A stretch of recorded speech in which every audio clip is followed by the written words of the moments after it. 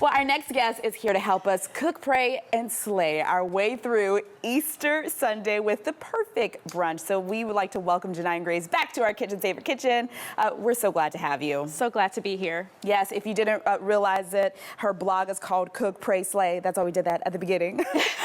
I love that. About Easter because you guys have a lot of family traditions. Yes, we do. We just go all out. You know, my kids are a little older, but we still do like the Easter egg hunts. How fun. The Easter baskets, and I love it. So it's a special time, obviously, but it just, you know. You have those traditions that you keep, and hopefully your girls will keep that when they start their families, right? Absolutely. So let's talk about brunch because it can get a little stressful, but you have some easy ways for us to tackle Easter brunch. Oh my goodness, yeah. So you know me, I love to keep it easy, simple for everyone, and all this stuff you can totally do on your own in your own kitchen. So we'll start with this frittata, which is my favorite breakfast or brunch.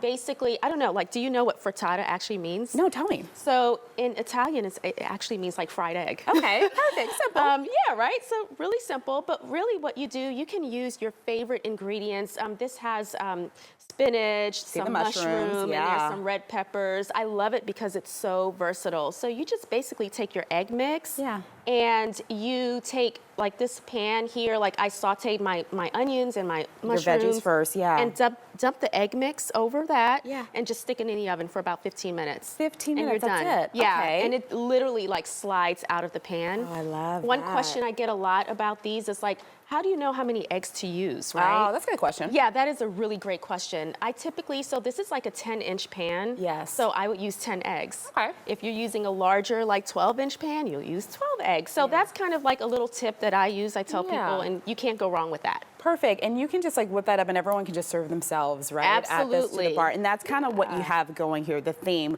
Up next, self-serve, kind of parfait energy. Absolutely. Fruit parfaits. Yes. You know, you've got your fruits in there, your granola, your favorite yogurt. I just love the whole self-serve concept because it just makes it easier for a host and everyone can just get whatever they like. You know, you're not having to deal with the picky eaters. That's you know. Make your own and everyone's happy, right? Adults love it, kids love it, and it's always just a really great option.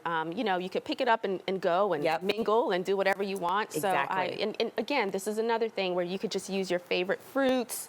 You can use nuts, granola, whatever you want. You can go to town on that. I like it. And then you use some of the leftover fruit, right, from that to make a mimosa. Let's talk about the mimosa I love how you think. Right? That's perfect.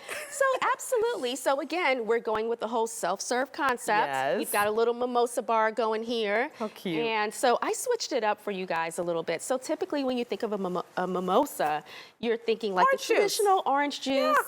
You don't have to keep it that way. You can totally use your favorite juices. Here we're using a passion fruit. I like that. We've got a berry flavor. And they're beautiful colors still. Absolutely. They're very spring, they right? Are spring. So yeah, you pair that with your favorite sparkling wine for, the mocktails. You know, keep it family friendly, or you can use a Prosecco, a white wine. Okay. You've got, your fresh fruits here. Yeah, so this one is sparkling white grape. Yes. So this non-alcoholic right there. Correct. So this is, appropriate for, it's kind of early. Exactly, it is. Kids on set, delicious, so right? Good. It is. Cheers. Really good. And it's refreshing. It is. So yeah, just top it with your favorite fruits and veggies there. And isn't that adorable? I love that, the little orange slice. You know I'm extra. Strawberry. You are, and I love every second of it.